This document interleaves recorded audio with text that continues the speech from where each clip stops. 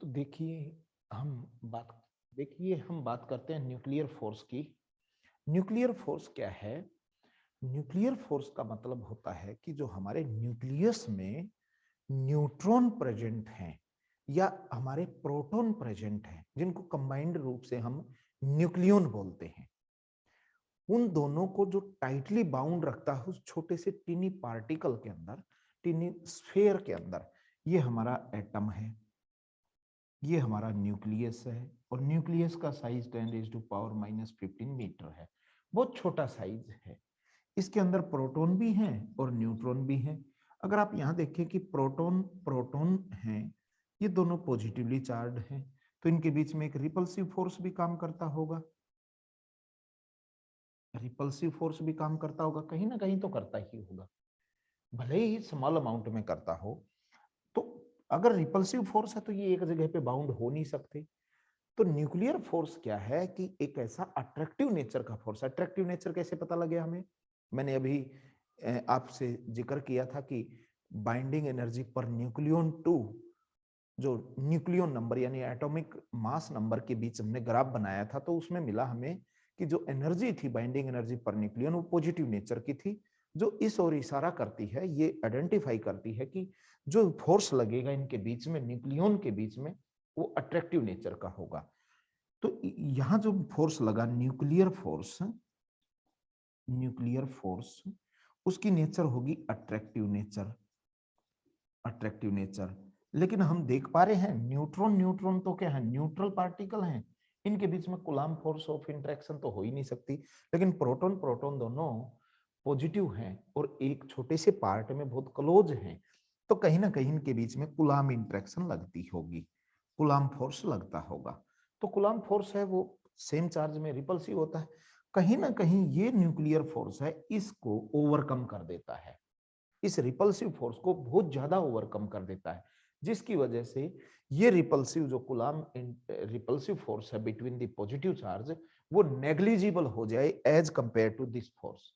तो ये आप ध्यान रखेंगे, इस बात को भी ध्यान रखें कि जो ये कूलम्ब फोर्स है, इसकी वैल्यू 0 हो जाती है, नेग्लिजिबल हो जाती है इसके कंपैरिजन में। तो मैंने यहाँ डेफिनेशन लिखी है न्यूक्लियर फोर्स की। तो आप देख सकते हैं कि न्यूक्लियर फोर्स क्या है कि the strong force of attraction which hold together the nucleons in the teeny nucleus of an atom in spite of strong uh, electrostatic force of repulsion between the protons।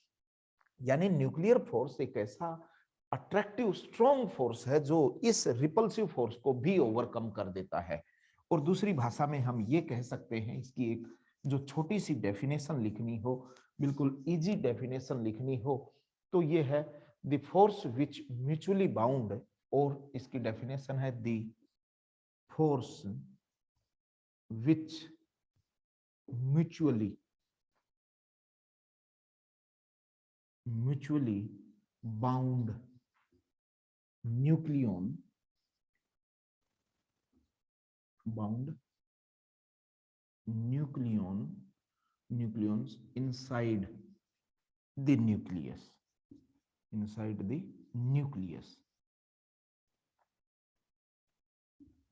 the nucleus of an atom उसको हम क्या कह देंगे? उस strong attractive mutual force है, उसको हम क्या नाम दे देंगे? न्यूक्लियर फोर्स नाम दे देंगे। अब हम जो बात करने वाले हैं कि न्यूक्लियर फोर्स का तो हमें पता लग गया कि जो न्यूक्लियन को उस छोटे से स्फीयर के अंदर टाइटली और स्ट्रांगली बाउंड करके रखे, वो न्यूक्लियर फोर्स होगा।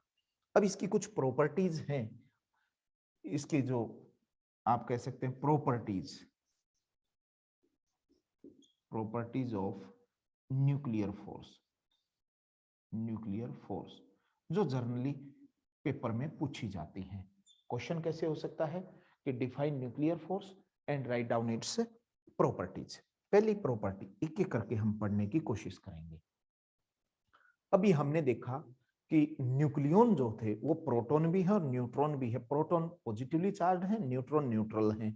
अगर मान लीजिए ये चार्ज डिपेंडेंट होता तो कहीं ना कहीं न्यूट्रॉन के ऊपर ये फोर्स नहीं लगता, ये केवल प्रोटॉनों पे लगता। इसका ये मतलब हुआ कि ये प्रोटॉन और न्यूट्रॉन के बीच भी आपस में बाउंड है, तो कहीं ना कहीं ये चार्ज इंडिपेंडेंट है। पहला है it is charge independent, charge independent, independent. पहली लाइन में लिख दिया it is charge independent. Second बात में ये कह दिया it equally strong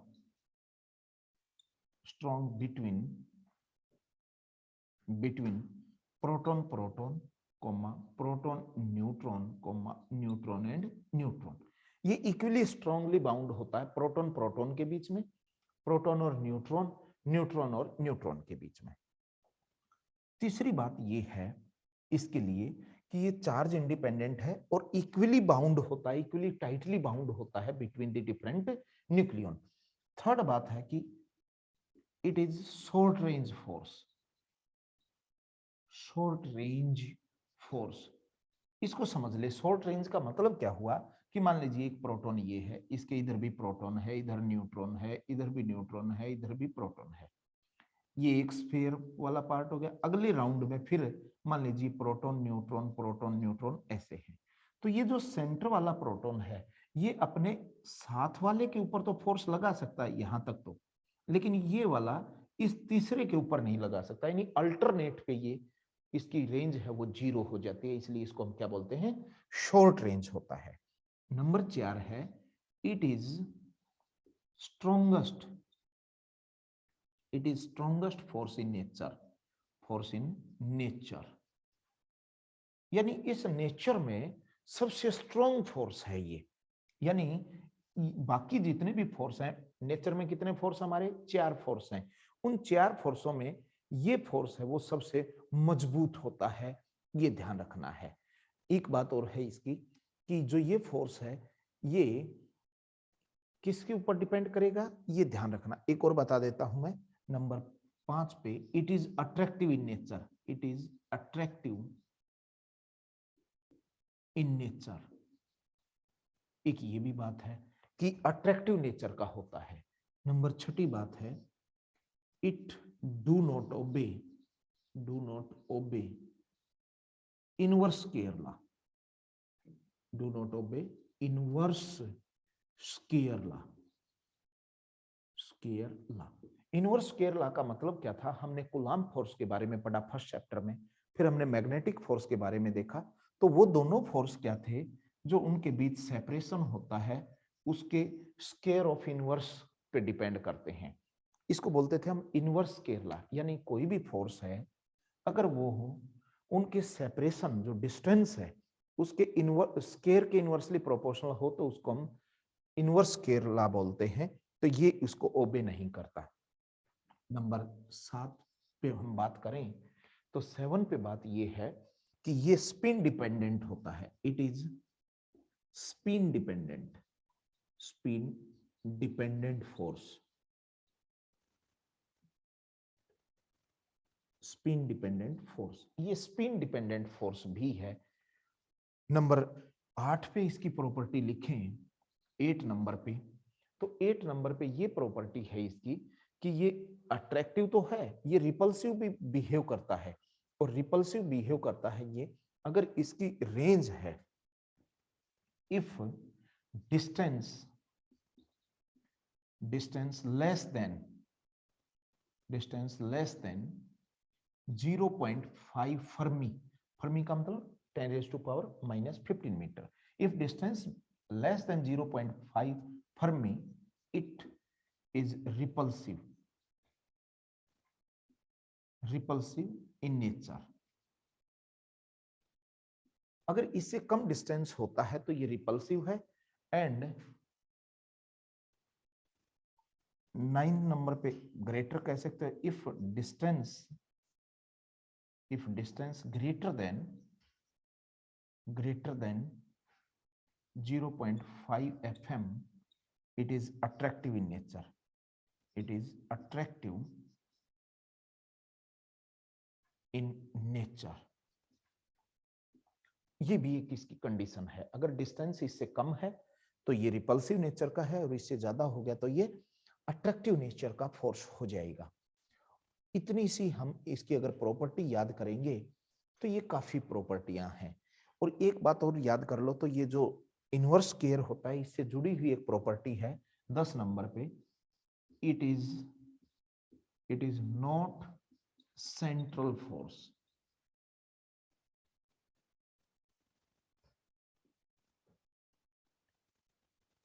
central force, central force क्या होते हैं? सेंट्रल फोर्स होते हैं जो दो पार्टिकल लिए हमने, जैसे मान लीजिए एक प्रोटॉन ले लिया, एक हमने न्यूट्रॉन ले लिया, इन दोनों के सेंटर से डिस्टेंस नहीं होता ये, तो इसलिए ये जब आपके इनवर्स लॉ को ओबे नहीं करते तो इसका मतलब है ये सेंट्रल फोर्स भी नहीं है, और जो सेंट्रल फोर्स नहीं होते वो कंजर्वेटिव फोर्स भी नहीं होते, ये बात भी आप यहाँ ध्यान में रखेंगे।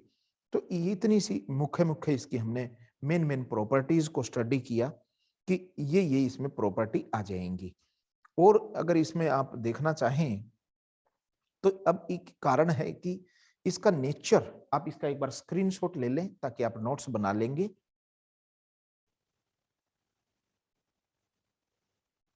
अब कारण है कि इसका नेचर ऐसा क्यों होता है। आपने इसका स्क्रीनशॉट ले लिया होगा, मैं इसको हटाता हूं। नेचर पढ़ेंगे अब हम इसकी कि ये फोर्स का बेसिक कारण क्या है, कि ये फोर्स किसकी वजह से होते हैं, तो जिसको हम बोलते हैं नेचर ऑफ फोर्स। हम नेचर ऑफ न्यूक्लियर फोर्स की बात करेंगे। टॉपिक लगाता हूं मैं, nature of nuclear force. Nuclear force, ये भी अच्छी बात है, इंपॉर्टेंट है। नेचर ऑफ न्यूक्लियर फोर्स ये कहता है कि this force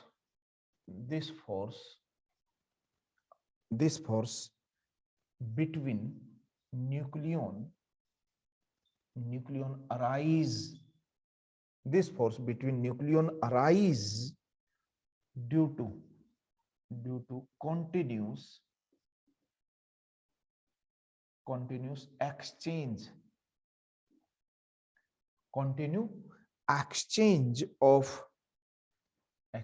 of meson particle। कौन से पार्टिकल हैं? मिजोन पार्टिकल। मिजोन भी हो सकते हैं, पायोन भी बोल सकते हैं। तो ये इसकी वजह से हमारे ये फोर्स होते हैं कि न्यूक्लियर फोर्स किसके कारण है? Due to exchange of meson particle. किसके बीच में? Due to continue exchange of meson particle between nucleon यानी न्यूट्रॉन एंड प्रोटॉन, इनके कारण ये होते हैं। और ये इसको जो एक्सप्लेन किया था, इट इज या ये कह सकते हैं कि ये थ्योरी जो एक्सप्लेन की थी, this theory was established by Yukawa. बड़ी क्लास में जाके आप पढ़ेंगे युकावा पोटेंशियल, YUKAWA, युकावा। इसने इस थ्योरी को एक्सप्लेन किया, एक्सचेंज वाले को। और इसने दो तरह के पार्टिकल बताए। वो पार्टिकल कौन कौन से हैं? मैं एक्सचेंज पार्टिकल के नाम लिख देता हूं। एक्सचेंज पार्टिकल की टाइप है। एक्सचेंज पार्टिकल टाइप कौन कौन सी है? टाइप कितने टाइप के हो सकते हैं ये मैं यहाँ एक्सप्लेन करता हूँ, इनको लिखने की कोशिश करता हूँ। 3 टाइप के। नंबर 1,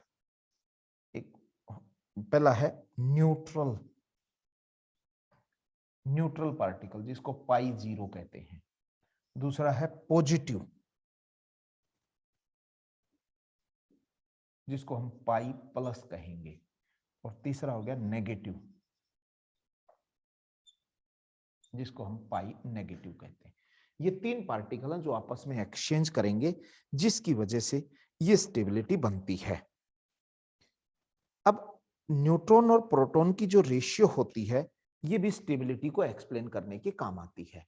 एक ये बात भी ध्यान रखेंगे, इनको हम ये ध्यान रखना, ये इनका नाम है मेजोन है ये सारे के सारे पार्टिकल, और कई जगह इनको पायोन भी बोलते हैं। और पायोन, PIONS, पायोन्स, मिजोन और पायोन। पहला है न्यूट्रल मिजोन, दूसरे है हमारे पॉजिटिव मीजोन और तीसरे हैं नेगेटिव मीजोन।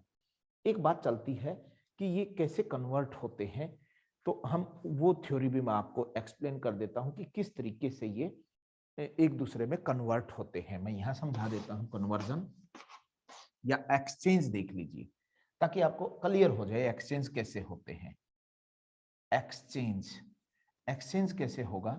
नंबर एक, प्रोटॉन अगर न्यूट्रॉन में कन्वर्ट होता है तो पाई पॉजिटिव निकलेगा यहां पार्टिकल।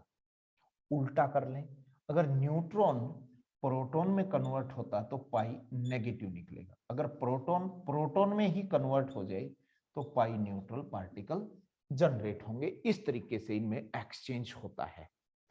तो ये बात आपको क्लियर होगी। एक मैं जो बात बताना चाहता हूं आप लोगों को वो बताता हूं, स्टेबिलिटी, न्यूक्लियाई की स्टेबिलिटी, जिसको हम स्टेबिलिटी ऑफ न्यूक्लियाई बोलते हैं।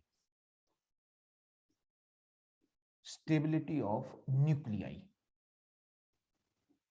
न्यूक्लियाई ये किस पे डिपेंड करती है? इट डिपेंड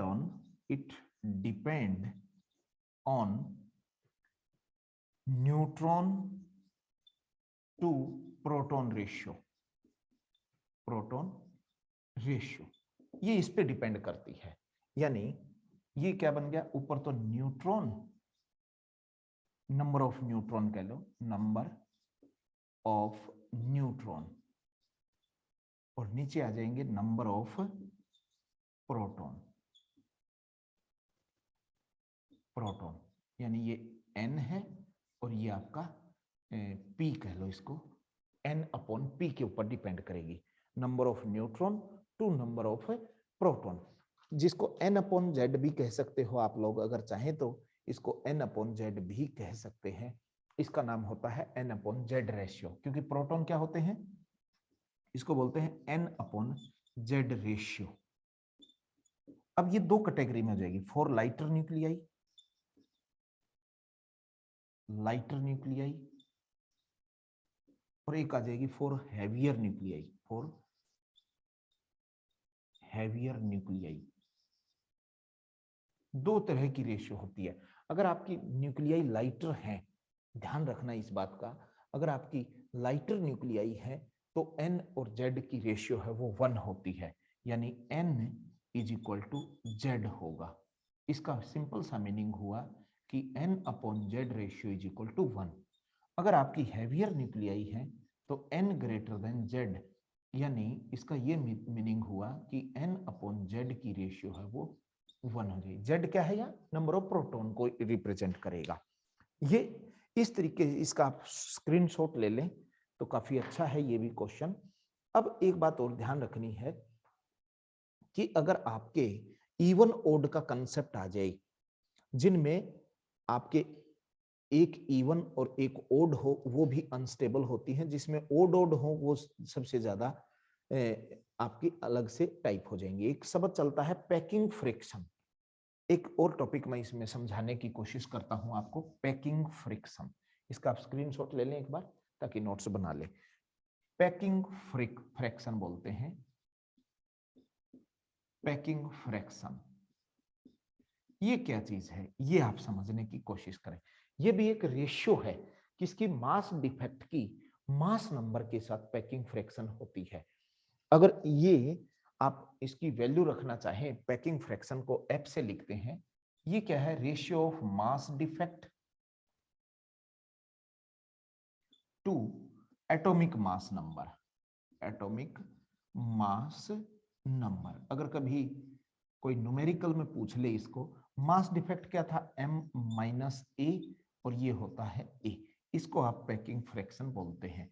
ये पैकिंग फ्रैक्शन क्या काम आता है इसका आप एक बार स्क्रीनशॉट लिखें और ये फॉर्मूला लिख ले। ये पैकिंग फ्रैक्शन है, ये स्टेबिलिटी को एक्सप्लेन करता है। इस बात का ध्यान रखें कि ये किसको करेगा? ये किस चीज को एक्सप्लेन करेगा? स्टेबिलिटी को। इसका यूज पूछ ले तो मैं यहां यूज लिख देता हूं। पैकिंग फ्रैक्शन है, it is useful to explain the stability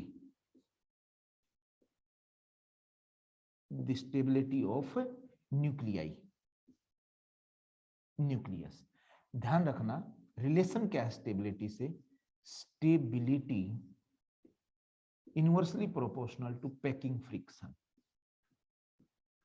packing fraction. जिसका पैकिंग फ्रैक्शन कम होगा उसकी स्टेबिलिटी ज्यादा होगी, और जिसका पैकिंग फ्रैक्शन ज्यादा हो जाएगा उसकी स्टेबिलिटी कम हो जाएगी। तो इस बात का आप विशेष ध्यान रखेंगे कि पैकिंग फ्रैक्शन क्या है, N/Z रेशियो क्या है। कई बार इनके ऊपर क्वेश्चन पूछ लेते हैं। इसी का नाम N/Z रेशियो भी इसी का नाम है, N/Z रेशियो यानी न्यूट्रॉन टू प्रोटॉन रेशियो। इसका स्क्रीनशॉट ले लें और नोट्स बना लें और इस पे आप क्वेश्चन करके देखेंगे। ये आज का हमारा टॉपिक था। हम नए टॉपिक में रेडियो एक्टिविटी का कंसेप्ट लेके आएंगे और कोशिश करेंगे कि उसको अच्छे से आपको एक्सप्लेन करें, अच्छे से समझाने की कोशिश करें। अगर आपको हमारा चैनल अच्छा लगता है, अगर हमारा चैनल आपको अच्छा लगा तो आप ज़्यादा से ज़्यादा बच्चों को शेयर करें, इस चैनल को सब्सक्राइब भी करें और आपको इस तरह के टॉपिक आपको मिलते रहेंगे। मैं कोशिश करूंगा कि इससे भी अच्छे तरीके से आपको समझाने की का प्रयास करूं। और आप सब हमारे इस YouTube चैनल से जुड़े, इसलिए आप सबका बहुत बहुत धन्यवाद, आभार।